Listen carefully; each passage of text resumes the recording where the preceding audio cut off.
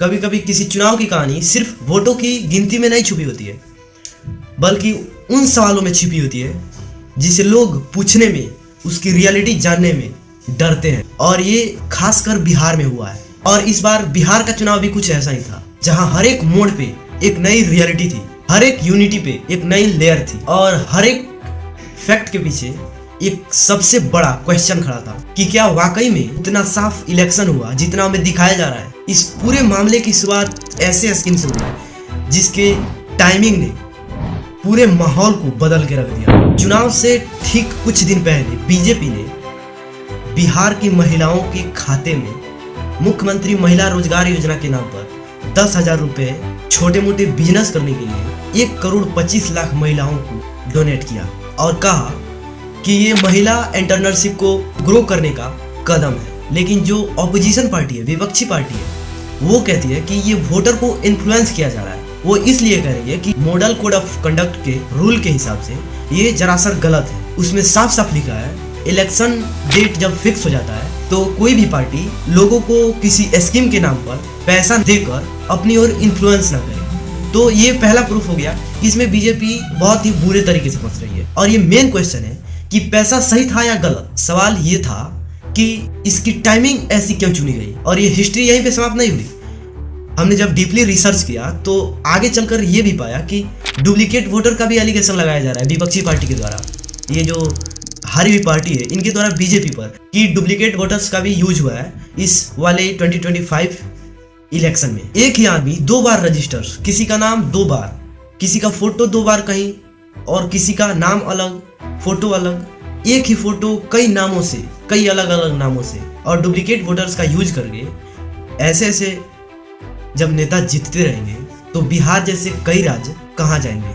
और एक वोट की कीमत से लोकतंत्र की नींव हिलती है। अगर वोटर लिस्ट ही साफ ना हो तो चुनाव की वैधता पर सवाल उठने नेसेसरी है। इसके बाद एक ऐसी प्रूफ दे रहे हैं विपक्षी पार्टी के लोग जो हर एक राजनीति नेता को उलझन में फंसा दे रही है। वो ये बता रहे हैं कि वोटर्स को ट्रेन से अदर स्टेट से बिहार में क्यों लाया गया। तो उत्तर में जो रेल मंत्री थे, अभी प्रेजेंट में हैं, वो कह रहे हैं कि हमारे रूल में साफ साफ लिखा है कि भीड़ होने के चलते स्पेशल ट्रेन चलाई जा सकती है। फिर यहाँ पे एक सवाल उठता है, डीपली देखा जाए तो रेल मंत्री द्वारा ट्रेन चलाई जाए, बीजेपी उसमें क्या करने जाएगी। तो फिर बीजेपी ने रुपए दिए।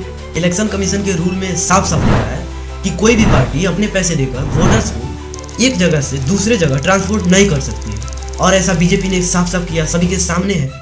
तो तीसरा प्रूफ ये दिखा रहे हैं। और चौथा प्रूफ ये है कि सीसीटीवी कैमरा, जब विपक्षी पार्टी ने सीसीटीवी कैमरे के बूथ की जो वीडियो फोटोज होती है, वो जब वीडियोज फोटोज विपक्षी पार्टी मांगी इलेक्शन कमीशन से, तो उन्होंने साफ साफ मना कर दिया, ये कहकर कि हम अपनी माताओं, बहनों, बहुओं का फोटो समाज में दिखा सकते हैं क्या। तो इस पे 1 नहीं, 2 नहीं, 3 नहीं, बल्कि ना जाने कितने सवाल उठते हैं कि क्या सच में किसी जो बूथ होती है उस पर कोई कैमरा ही नहीं था, कोई था तो खराब था, किसी में सिर्फ जमीन दिख रही थी, या फिर किसी कैमरे का रिकॉर्डिंग खराब था इसलिए आप वीडियोज नहीं दे रहे हो। और कुछ जगहों पर कैमरा सही था भी तो एंगल सही नहीं था, और कुछ जगहों का गलती से सही वीडियो हो भी गया कैप्चर तो आप उसको मना कर रहे हो देने से। और इसके बाद आता है सबसे मेन फैक्ट, जिसे कोई भी रिसर्चर, यहाँ तक कि मेरा रिसर्चर, मैं खुद ही हूँ, अभी अकेला ही करता हूँ, जिसे कोई भी रिसर्चर छोड़ नहीं सकता। वो ये है कि क्या इलेक्शन कमीशन निष्पक्ष रूप से चुनाव होने दे रहा है। तो कोई कहेगा हाँ होने दे रहा है भाई, अच्छे से चुनाव हो रहा है, हमारी पार्टी जीत रही है। और हारी हुई पार्टी के लोग कहेंगे कि नहीं, मेरी पार्टी हार गई, ये चुनाव निष्पक्ष तरीके से नहीं हो रहा है। तो मैं बताता हूँ कैसे निष्पक्ष तरीके से ये चुनाव नहीं हुआ।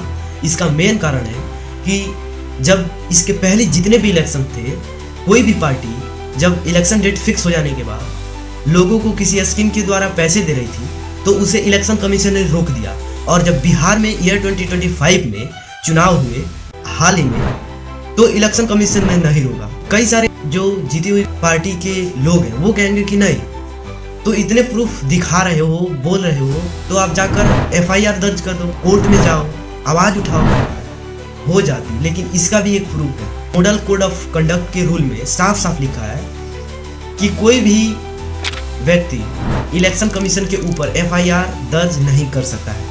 या फिर उसके ऊपर आवाज़ नहीं उठा सकता। तो गांधीवादी रास्ता चुनने के अलावा हमारे पास कोई रास्ता है नहीं। और मॉडल कोड ऑफ कंडक्ट के रूल के सिमिलर ये लिख दिया गया है उसमें कि अगर कोई भी पर्सन सीसीटीवी फोटोज वीडियोज मांगता है तो उसको दे देनी है, लेकिन इलेक्शन कमीशन ऐसा नहीं करता है। तो ये चुनाव निष्पक्ष तरीके से हुआ कहाँ, आप मुझे कमेंट करके बताइए और सब्सक्राइब कर लीजिएगा। और लास्ट में मैं यही बात कहना चाहूँगा कि जो 10,000 रुपये की टाइमिंग थी, डुप्लीकेट वोटर्स हैं, वोटर्स को ट्रेन से लाया गया, वोटर लिस्ट में से नाम काट दिया गया, अलाउ है कि सीसीटीवी कैमरे के फोटोज वीडियोज दिखा देनी चाहिए, वो नहीं दिखा रहे हैं। ये सारी चीजें मिलकर एक ही पिक्चर दर्शाती है कि बिहार का इलेक्शन एक सिर्फ चुनावी प्रतियोगिता नहीं है, बल्कि एक ऐसा केस स्टडी बन गया है जिसे आने वाले सालों में बढ़ाया जा सकता है। और मैं लास्ट में यही कहना चाहूँगा, ये वीडियो किसी पार्टी के पक्ष में भी नहीं है और किसी पार्टी के खिलाफ भी नहीं है। ये वीडियो सिर्फ उन सवालों का जवाब पूछनी चाहती है जिसे जनता पूछ रही है।